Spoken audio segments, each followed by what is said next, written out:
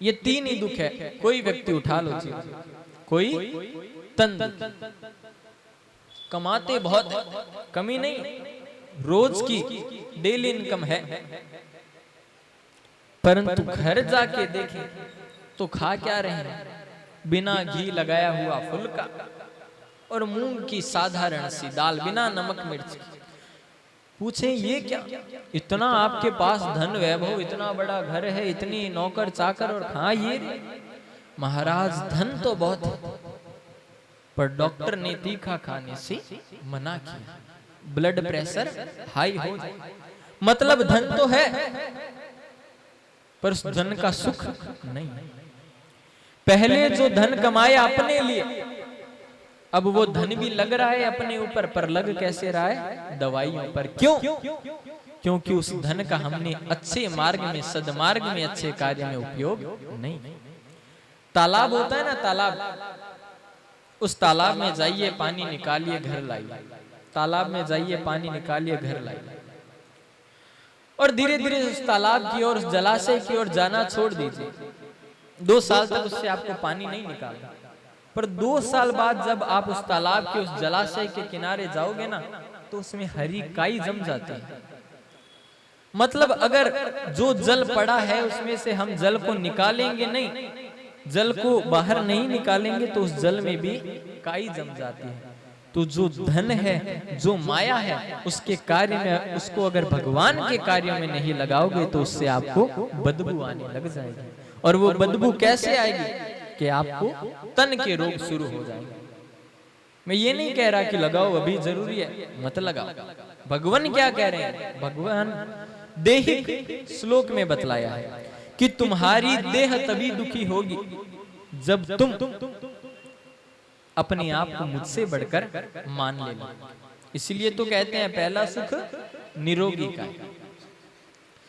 तो पहली महत्ता अगर हम भगवान के कार्य को दें, उनके अच्छे भागवत को, रामायण को, कुछ भी करो आप, पर भगवान के लिए धन को लगाओ। वरना जैसे उस जल में से दूषित की बदबू आने लग जाती है, वैसे ही धन में से भी दूषित की बदबू आने लग जाती है। प्रेम से कहिए ना, जय श्री कृष्णा। कोई तन दुखी, कोई मन दुखी।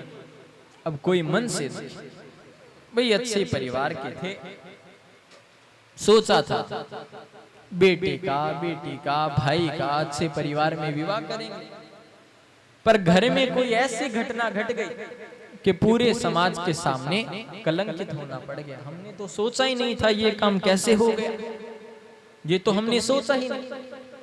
तो कोई मन, बेटा कहा करता नहीं तो मन से दुख, और कोई धन भी न रहते उदास।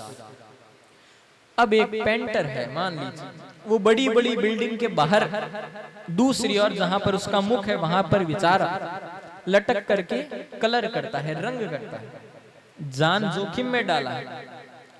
अब शाम को बेचारा लेके आएगा 500, 700, 1000 रुपए। अब बच्चे को देवे, बीबी को देवे, माँ को देवे, पिता को देवे, या खुद खर्च। धन कमा भी रहा है, अपना कर्म भी कर रहा है, पर जो उससे मिल रहा है वो उसके लिए पूर्ण नहीं। कोई तन दुखी, कोई मन दुखी, कोई धन भी न रहते उदास, थोड़े थोड़े सब दुखी।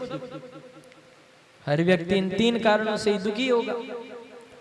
किसी के जीवन में घुटने दर्द करेंगे, किसी के घर में मन की व्यथा होगी, और किसी के धन की कमी। तो तीनों की उसके घर में कमियां तो होनी ही। थोड़े थोड़े सब दुखी, और सुखी राम के दास। सुखी तो वही है जिसने अपने जीवन में भगवान के नाम को अपना लिया, वही जीवन में सुख को भोग सकता है। और वो भी मधुराष्टकम, दामोदर स्तोत्र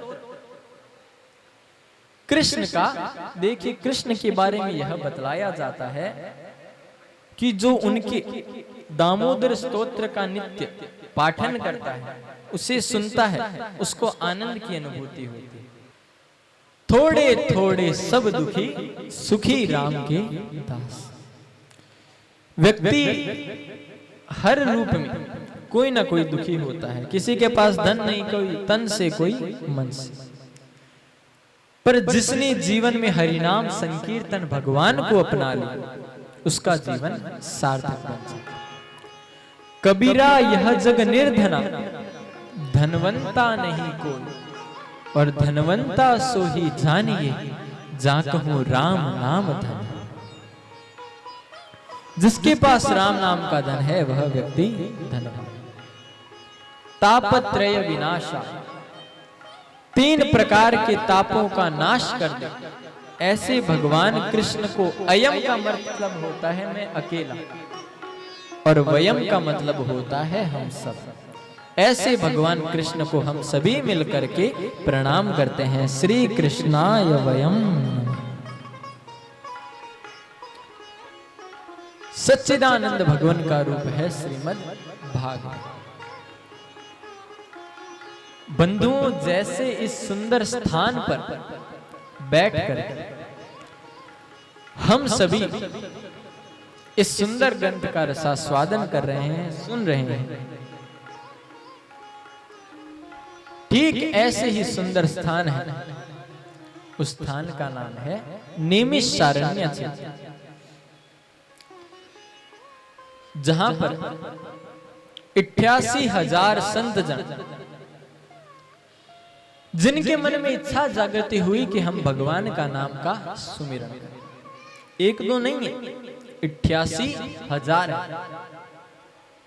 इन 88,000 को एक नाम दिया गया सनकादिक।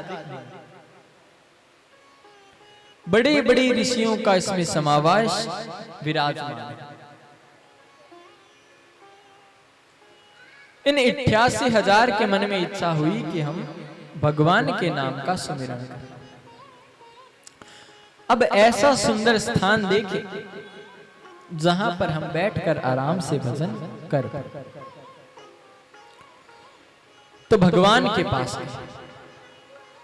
ब्रह्मा जी के पास जाकर कहा, मुनिवर प्रणाम, प्रणामो ब्रह्मदेवस्य देव नाम कृतु एव पालन कर्तार्थ देवस्य ब्रह्माय नमः। कि हे ब्रह्मा जी, आप सृष्टि के पालन करता है, पालनहार करो। प्रणाम रूपम, हम सभी आपके इस रूप को प्रणाम करते हैं। चतुर्मुखस्य देवय एव रूप प्रतिष्ठित, जो अपने 4 मुख के साथ यहाँ प्रतिष्ठित है। ब्रह्म ब्रह्म रूपाय ब्रह्म देवस्य धीमहि, ऐसे ब्रह्मा को हम प्रणाम। ब्रह्मा जी ने कहा, जी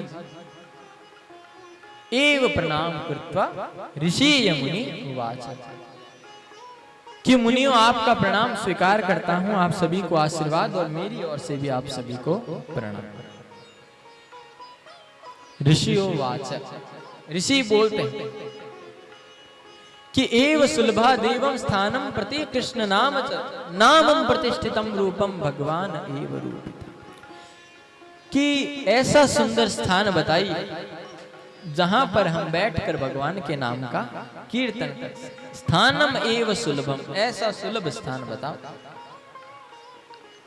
ब्रह्मा ने एक चक्र की उत्पत्ति की और कहा, यह चक्र जहां पर जाकर के रुके, जहां पर इसकी धुर्री, चक्र जो होता है उसके ऐसे तीर तीर निकले हुए थे किनारे से, तो इसकी धुर्री जहां जाकर के गिरे या जहां जाकर के रुके, वहीं पर तुम भगवान के नाम का संकीर्तन करने के लिए बैठे।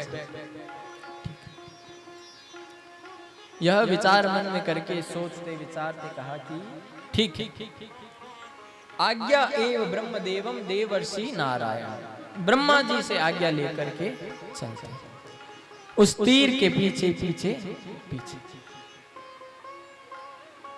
उस तीर का पीछा करते। वो जो चक्र चला है उसकी धुरियां हैं, उसको कहते हैं नेमी। तो वो चक्र जाकर के काशी वृंदावन सब जगह घूमता घूमता एक जंगल में जाकर के रुक गए। जिस जगह जाकर के वो रुका, जिस जगह जाकर के वो गिरा, अरण्य एव वृति नेमी, जिस अरण्य में जाकर वो नेमी गिरी, उस जगह का नाम पड़ गया नैमिषारण्य। नेमी जाकर के जिस अरण्य में गिरती है उस स्थान का नाम होता है नेमिषारण्य। देखिए हमारी गलती क्या है कि हम भगवान को पूजते तो हैं, भगवान को मानते भी हैं, बड़ी अच्छे से उनकी स्तवन पूजना अर्चना वंदना सब करते हैं, तीर्थों का नाम भी जानते हैं, तीर्थ क्यों जानते हैं ये भी जानते हैं, पर आखिर उद्देश्य क्या है वो हम नहीं जानते। आप में से सच सच बताना, मंदिर में फेरी सबने लगाई होगी, लगभग सबने लगाई है। तो मंदिर में जब आप सबने फेरी लगाई है, तो मंदिर में जब हम फेरी में पीछे जाते हैं तो पीछे अपना सिर ऐसे क्यों लगाते हैं दीवार के, ये बता दीजिए। किसी को पता है? कोई भी, किसी को भी?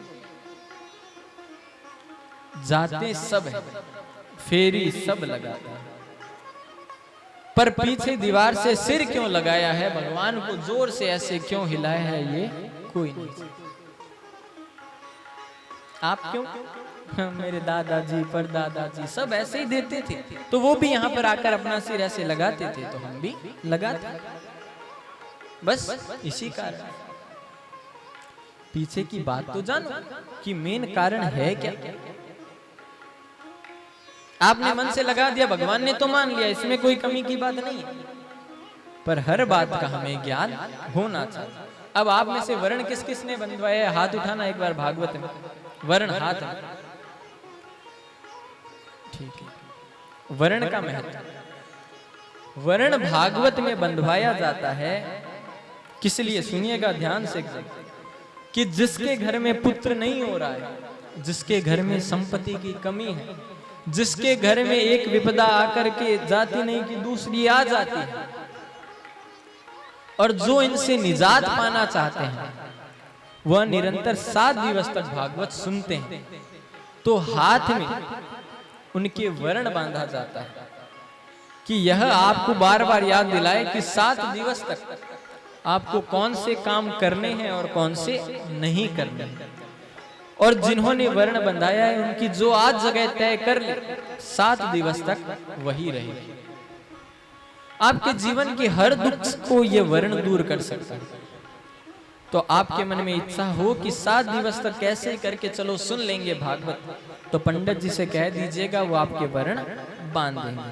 अब घर में काम है, राधे राधे, कोई नहीं, तो प्रेम से कहिए ना, जय श्री कृष्णा। तो सभी संत उसका पीछा करते करते उस अरण्य में आए जिसका नाम पड़ गया नैमिषारण्य। वह चक्र वहां पर गिर गया।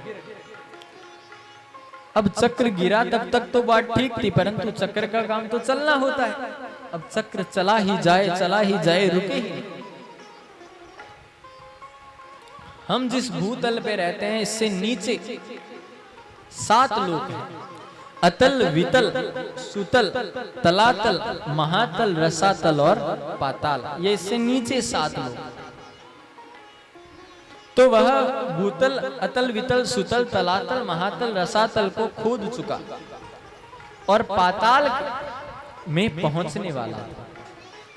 और अगर वह पाताल को भी खोद देता तो ऊपर पूर्ण रूप से त्राहिमाम जल ही जल हो जाता। तो संत दौड़े दौड़े ब्रह्मा जी के पास गए, कहा भगवान ये क्या कर दिया आपने, वहां तो पानी पानी हो गया, भजन कहां करें। ब्रह्मा जी ने कहा चिंता क्यों करते, मेरा काम जन्म देना है, किसी वस्तु की उत्पत्ति करना मेरा काम है, आगे का काम विष्णु का। दौड़े दौड़े विष्णु जी के पास, प्रणामो नमस्वनंताय सहस्त्र मूर्ते सहस्त्र पादाक्षर शिरोरुबाहवे सहस्त्र नामने पुरुषाय सहस्त्र कोटि युग धारिणीम नमः। नमः कमल नाभाय नमस्ते जल साइने नमः केशवानंत वासुदेवाय नमो नमः। मतस्यम कुर्महं वराहं च वामनं च जनार्दनम गोविंदम पुंडरीकाक्षम माधवम मधुसूदनम पद्मनाभम सहस्त्राक्षम वनमाली हलायुधम गोवर्धनम ऋषिकेशम वैकुंठम पुरुषोत्तमम। कि हे विष्णु भगवान, हे कृपा के सागर, हे नारायण देव, हे पालनहार, हमारी रक्षा कीजिए। रक्षायाम वृति कृत्वा स्वनंत रूप कमल एव, कि हे कमल के ऊपर विराजने वाले देवता आप हमारी रक्षा कीजिए। वह चक्र जो है वो अब निरंतर चल रहा है और वो उसको खोदता ही जा रहा है जमीन में, हम क्या करें बताइए। विष्णु जी ने उनको एक स्तोत्र बताया, माँ ललिता पराम्बा जगदम्बा, कहा जाकर वहां पर इस स्तुति का तुम पाठ करना और तुम सभी का कल्याण होगा। वहां पर जाकर माँ भगवती की उन्होंने वंदना की, उस स्तोत्र का उन्होंने वहां पर पाठ किया और स्वयं अपने सिद्ध रूप में महा ललिता पराम्बा ने वहां पर अवतार लिया। बोलिए अम्बे भवानी की जय। और उस चक्र को 6.5वें लोक में ही उन्होंने रोक दिया। अब इतनी बड़ी लीला क्योंकि मैंने आपको जब यह वृतांत सुनाया उससे पहले एक बात हुई थी कि 1-2 संत नहीं थे, कितने संत थे? 88,000। घर में 10 जने स्नान करते हैं तो कुंडी खाली हो जाती है, वहां पर 88,000 थे। तो उन सभी के स्नान की व्यवस्था, उनके नित्य क्रम से वो कैसे निवृत्त हो और आराम से स्नान इत्यादि करके पूजा पाठ भजन कर सके, इस पूर्ण की व्यवस्था करने के लिए मेरे भगवान ने ये लीला रची। बोलिए कृष्ण कन्हैया लाल की। इतनी बड़ी लीला के पीछे कारण ये था, जिसके तत्पश्चात सभी वहां पर सत्संग करने के लिए बैठे। अब जब ध्यान से सुनिएगा कि 4 से 5 लोग बैठते हैं तो सत्संग हो ना हो, इधर उधर की बातचीत जरूर शुरू हो जाती है। अगर कोई एक लक्ष्य करने वाला व्यक्ति नहीं, मंदिर में होता है ना, दर्शन करने जाते हैं, 5 लोग मिले और बात शुरू। परंतु जब तक एक लक्ष्य करने वाला नहीं होगा, मतलब किस लिए आए हो, वार्ता बतलाने के लिए, उनकी तो बातें चलती। तो 88,000 इकट्ठे तो हो गए, पर उनको अब एक साधित कौन बतलाए, उनको लक्ष्य कौन प्रकट करे। तो जब व्यक्ति के मन में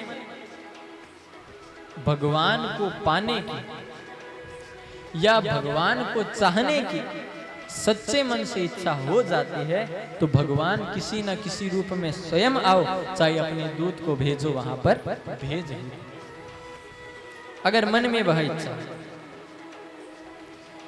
आपको भागवत में संस्कृत में कहता हूं, चाहे कोई अन्य बात हो, समझ आए ना आए कोई बात नहीं है। क्यों समझ में ना आए तो मुझसे पूछ लेना बाद में। परंतु अगर आप सोचो कि संस्कृत कह रहे हैं या भागवत नहीं अन्य और कहीं पर भी जाओ, कहीं संस्कृत में पाठ होता हो, आप मुंह ऐसे करके बैठ जाओ कि हमें तो आते ही नहीं है, हम क्या करें। बिल्कुल नहीं। भाव कुभाव अलख आलसहु, नाम जपत मंगल दिशि। आप में भाव है, कुभाव है नहीं है, भगवान को उससे मतलब नहीं है। आप उसके काम में आ गए ना, ये बहुत है। क्योंकि एक किसान जो होता है वो हाथ में बीज लेता है और ऐसे फेंकता जाता है जब वो खेती करता है। अब उसमें कोई बीज टेढ़ा भी गिरता है, कोई सीधा भी, कोई उल्टा भी, कोई टेढ़ा मेढ़ा, सब प्रकार से बीज गिरते हैं, पर फसल टेढ़ी मेढ़ी थोड़ी होती है, फसल तो समान ही होती है।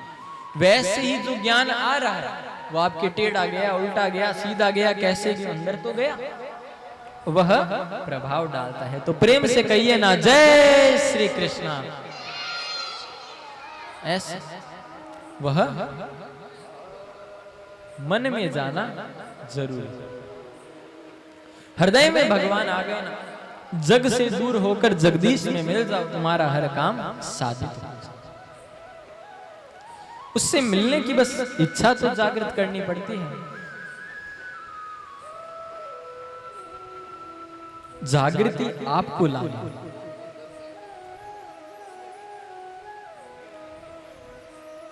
वह आपके मन की इच्छा होगी कि आप हमको कैसे। वह तो आपसे हर जगह मिलने के लिए तैयार है। यूं तो सजदे के तराने बहुत हैं, यूं तो सजदे के तराने बहुत हैं, जिंदगी जीने के बहाने बहुत हैं, तुम मंदिर मस्जिद क्यों घूमते हो, हर जगह पे उसके ठिकाने हैं। आपको मन से बस इच्छा जागृत करनी है और भगवान आपको मिल जाए। आपके मन में तो होना चाहिए कि यहाँ भगवान है, भगवान तो यहाँ से भी आएगा। प्रहलाद ने कहा इस खंबे में है, भगवान को खंब फाड़ करके आना।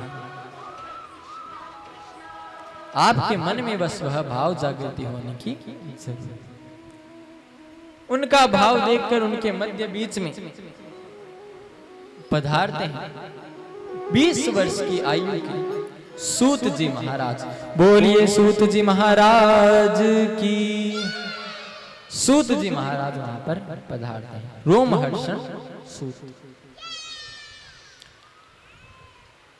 देखिए, जीवन में व्यक्ति की जात पात तब नहीं देखी जाती जब वह भगवान के भजन में लग जाता है। जाति पाति पूछी नहीं कोई, और हरि को भजे सो हरि को।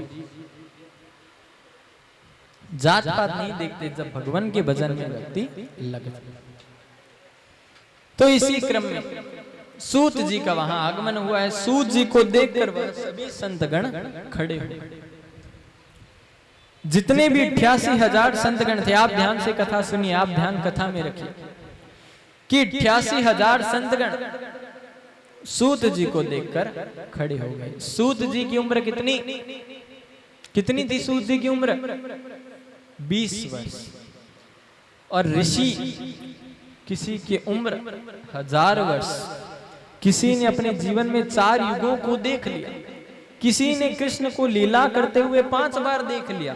किसी ने राम को देख लिया। इतनी बड़ी बड़ी आयु के संत वहां पर बैठे, पर 20 वर्ष के सूत जी को देखकर सब खड़े हो गए। क्यों? सूत जी के मन में भी शंका हुई कि भाई मैं छोटा सा और ये इतने बड़े बड़े मुझे देखकर भला खड़े क्यों हो? तो सूत जी ने हाथ जोड़कर कहा कि अरे मुनिवर, मुझसे कोई गलती हो गई। मैं छोटा सा बालक, आप इतने बड़े बड़े संत मुझे देखकर खड़े हुए। ऋषियों ने कहा सूत जी महाराज, धन वृद्धा बल वृद्धा आयुर्वृद्धास्तथैव च। कि सूत जी महाराज कथाचित कोई धन में बड़ा होता है, जिसके पास धन ज्यादा वो धन में बड़ा, किसी के पास शक्ति पावर ज्यादा वो बल में बड़ा। आयुर्वृद्धास्तथैव च, किसी की उम्र में बड़ी तो वो आयु में बड़ा।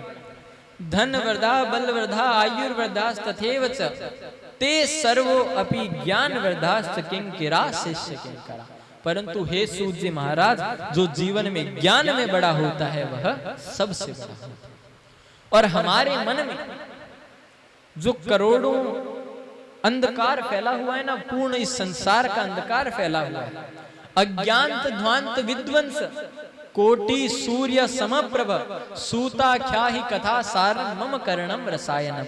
कि हे सूत जी महाराज, जो हमारे मन में अंधकार फैला है उसको दूर करने में आप करोड़ों सूर्य के समान प्रकाशमान हैं। हमारे अंदर बैठे हुए इस अंधकार को आप कैसे ही करके दूर कीजिए। सूत जी महाराज को आसन दिया गया है, बैठाया गया है। देखिए, जीवन में ज्ञान कपड़े से नहीं आता कि मैंने लाल पहन लिया, पीला पहन लिया, हरा पहन लिया, नीला पहन लिया, साधु के वस्त्र धारण कर लिए, मैं संत हो गया। बिल्कुल नहीं। वस्त्र धारण करने से अगर कोई संत होता तो बाजार में 5 रुपए में भगवा कलर आता है, पुड़िया लाकर पानी में घोल कर खुद कपड़े रंग लो, आप भी संत। कपड़े का नाम संत नहीं, कपड़े का नाम साधु नहीं। दूसरे के दुख को देखकर आप भी दुखी हो जाओ तब आप साधु। अगर आपने साधु के वस्त्र नहीं पहने तब भी आप साधु। कि अपनी पीड़ा तो पीड़ा और दूसरे की पीड़ा नाटक। अगर ये गुण आप में है और ये गुण किसी साधु बना है उसमें भी है, तो वो संत नहीं। साधु संत वही है जो दूसरे के दुख को समझे। आपके दुख में स्वयं भी रो पड़े। संत हृदय नवनीत समाना, नवनीत समाना। नवनीत से यहां अर्थ बतलाया गया है मक्खन। परहित ताप, कि जो मक्खन जो होता है ना, वो तो नीचे से गर्म ताप मिलने पर तपता है, तब पिघलता है। परंतु संत जो होता है वो दूसरे की पीड़ा को देखकर स्वयं भी पिघल जाए, वो होता है संत। अगर आप अपने आप से ज्यादा किसी अन्य की चिंता कर रहे हैं तो आप कपड़े का नाम संत नहीं। तो इसी क्रम में सूत जी महाराज को बड़े आनंद की अनुभूति हुई।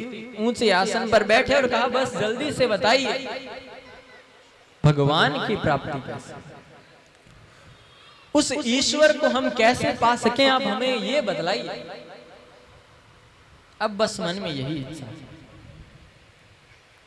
सूत जी महाराज बड़े प्रसन्न, कहा, कितनी सौभाग्य की बात है, अच्छी बात है कि आपने पूछा कि भगवान की जल्द से जल्द प्राप्ति कैसे।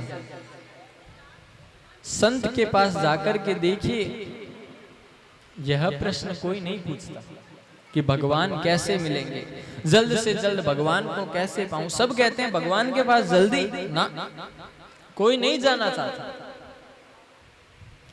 हम मतलब भगवान से प्रेम तो करते हैं, पर उसके नाम से दुख भी लगता है, भगवान के नाम से भी डर लगता है। बताओ कैसे? भगवान के नाम से डर लगता है, बताओ कैसे?